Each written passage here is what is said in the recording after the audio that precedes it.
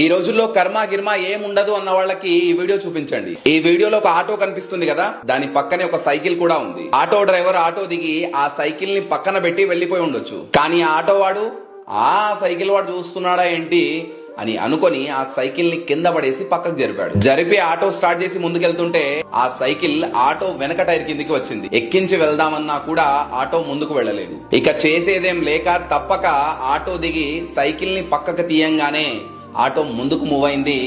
వేగంగా చెట్లలోకి దూసుకుపోయి పెద్ద గుంతలో పడిపోయింది. సైకిల్ ని మర్యాదగా పక్కకు తీసి ఉంటే ఇంత నష్టం జరిగేదా? నన్నెవడు చూస్తాడులే అని చెడు చేసుకుంటూ పోదాం అనుకున్నాడు.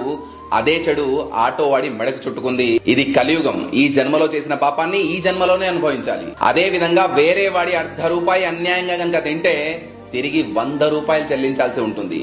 మనం ఏది చేస్తే అదే మనకు తిరిగి వస్తుంది. మంచి చేస్తే మంచి, చెడు చేస్తే చెడు. కర్మ ఇక్కడ ఎవ్వరిని వదిలిపెట్టదు.